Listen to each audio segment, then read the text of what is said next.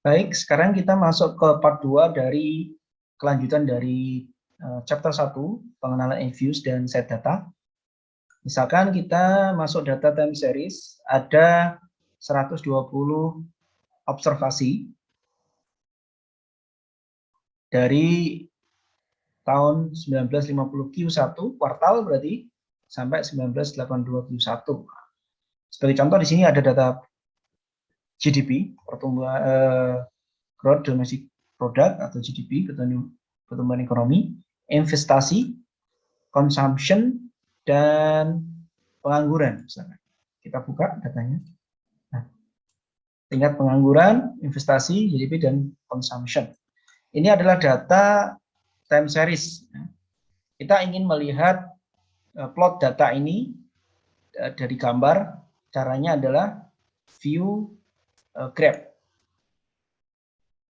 Nah, ini banyak pilihan.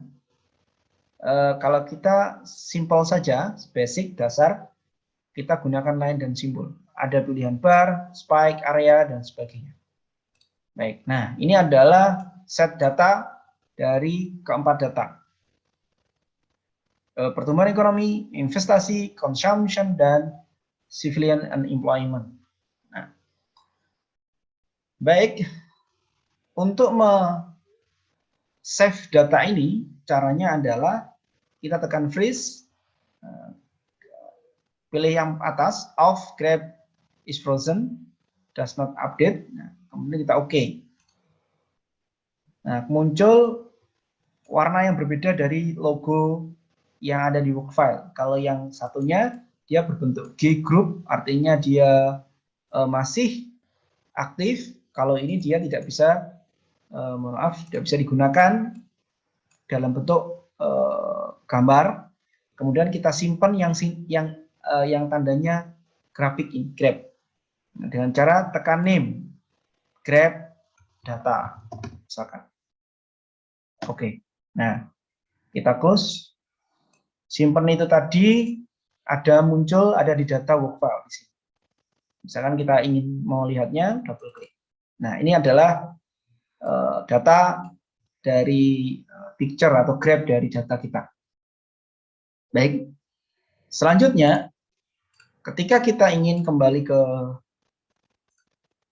spreadsheet dengan cara views spreadsheet, nah ini data kita. Nah, ini adalah selanjutnya kita ingin melihat analisis deskripsi statistik dari data ini. Caranya ada di views, ya. Di views deskripsi statistik misalkan. Common sample atau individual, misalkan individual.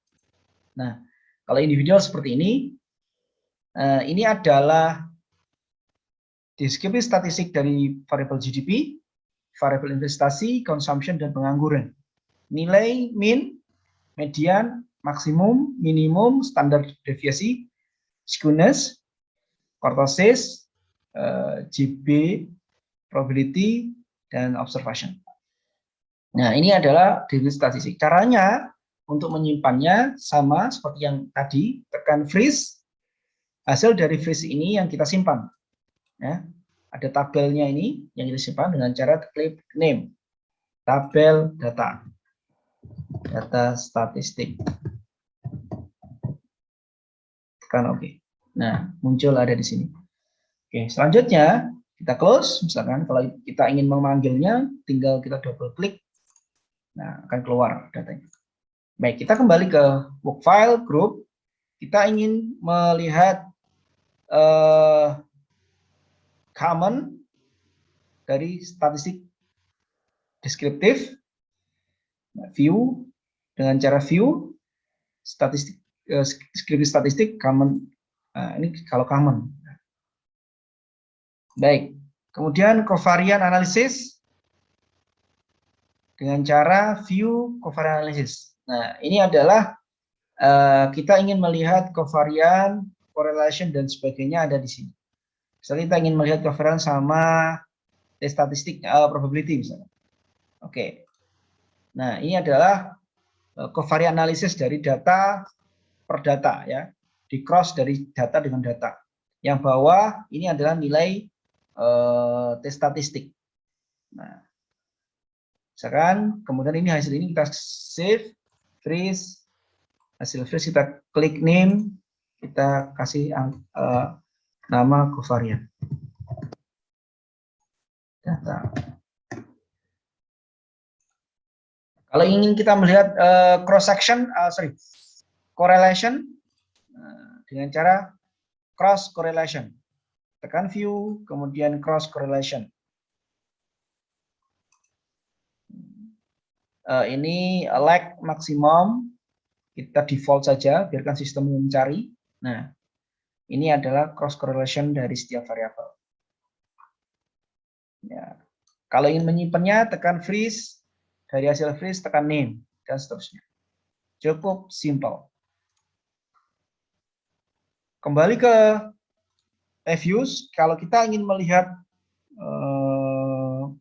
causality, ya, causality Granger, kausalitas dari variabel.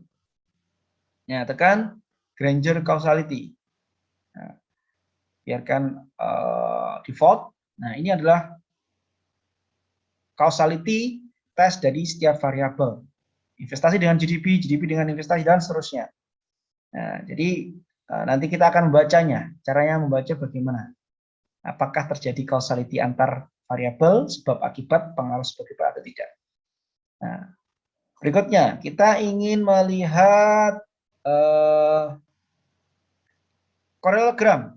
Nah, tingkat level.